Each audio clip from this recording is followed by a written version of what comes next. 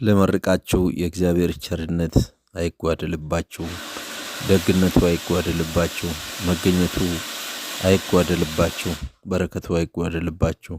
እግዚአብሔር ይባርካችሁ። እግዚአብሔር ቤታችሁን ይባርክ፣ ዘራችሁን ይባርክ፣ ልጆቻችሁን ይባርክ፣ መውጣት መግባታችሁን ይባርክ።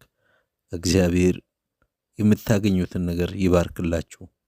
እግዚአብሔር ምንጭን ይነድልላችሁ፣ ምንጭን ይክፈትላችሁ፣ ምንጭ ይፍለቅላችሁ።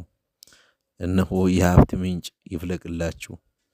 እግዚአብሔር የጤና ምንጭ በቤታችሁ ያፍልቅላችሁ፣ በሕይወታችሁ ያፍልቅላችሁ።